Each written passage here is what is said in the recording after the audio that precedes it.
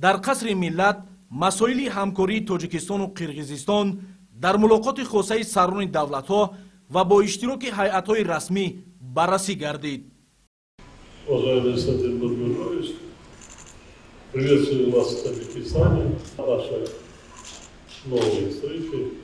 Отрадно, что наши отношения находятся на подъеме.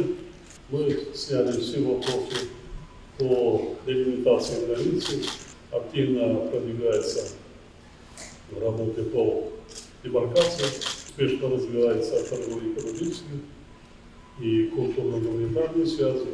Наши страны тесно взаимодействуют в сфере безопасности. Готов обсудить с вами состояние, перспективы наших взаимоотношений, а также международные и региональные вопросы. Еще раз добро пожаловать в Таджикистан. Желаю вам приятного пребывания в нашей стране. Спасибо, уважаемый Эммануил Шарипович, за ваши теплые слова приветствия. Прежде всего, хотел бы выразить искреннюю признательность за приглашение посетить Республику Таджикистан с государственным визитом, а также за теплый прием братского таджикского народа. Особо отмечу успешное завершение процесса делимитации кыргызско-таджикской государственной границы, что стало решающим фактором для безопасности страны не только в наших странах, но и в целом в регионе. Убежден, что процесс демаркации оставшихся участков государственной границы будет завершен в ближайшей перспективе в соответствии с утвержденным графиком.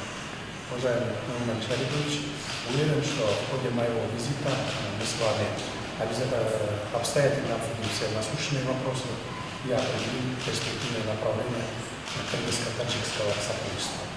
Благодарю вас. дар мулоқоту музокирот доираи васеи масъалаҳои мавриди таваҷҷӯҳи дуҷониб аз ҷумла густариши ҳамкорӣ дар соҳаҳои сиёсӣ, тиҷоратию иқтисодӣ ва фарҳангию гуманитарӣ баррасӣ шуд.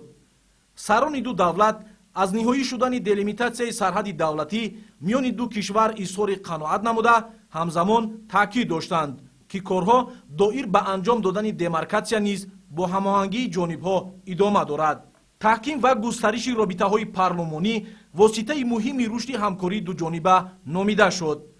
таҳкими ҳамкории иқтисодӣ, тавсеяи робитаҳо дар сатҳи минтақавӣ аз ҷумла миёни ноҳияҳои наздисарҳадӣ зарур шумурда шуд.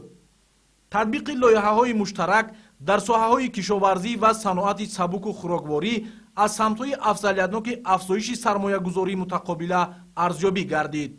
пешниҳод шуд, ки ҳамкорӣ дар самти содироту воридоти маҳсулоти кишоварзӣ ва озуқаворӣ густариш дода шавад. ҷонибҳо барои сармоягузорӣ дар ҳудуди минтақаҳои озоди иқтисодӣ, рушди марказҳои логистикию саноатӣ ва густариши шарикӣ дар соҳаи рушди системаҳои иттилоотӣ изҳори ҳавасмандӣ намуданд. ба таҳкими ҳамкорӣ дар соҳаҳои ояндадори энергетика, тавсеяи шоҳроҳҳои транзитию нақлиётӣ ва зиёд кардани шумораи парвозҳо таваҷҷӯҳи зиёд зоҳир гардид. ҷониби Тоҷикистон барои рушди ҳамкорӣ дар соҳаи тандурустӣ, робитаҳои байни муассисаҳои илмию таҳқиқотӣ, табобатию солимгардонӣ ва муассисаҳои санитарию курортӣ изҳори омодагӣ намуд. баргузор намудани фестивалҳо, намоишгоҳҳо ва дигар чорабиниҳои фарҳангӣ омили муҳими таҳкимбахши робитаҳои фарҳангию гуманитарӣ байни мардумон номида шуд. мубориза бо терроризм, экстремизм, тунгароии динӣ, қочоқи маводи мухаддир, киберҷинояткорӣ ва дигар зуҳуроти ҷиноятҳои муташаккили фаромилӣ дар маркази таваҷҷӯҳ қарор гирифт.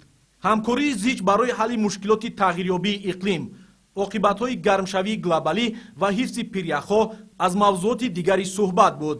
ҳамчунин атрофи ҳамкории кишварҳо дар чаҳорчӯби созмонҳои байналмилалӣ аз ҷумла Созмони Милали Муттаҳид, Иттиҳоди давлатҳои мустақил, Созмони аҳдномаи амнияти дастҷамъӣ, Созмони ҳамкории Шанхай ва дигар сохторҳои байналмилалию минтақавӣ гуфтугӯи судманд сурат гирифт.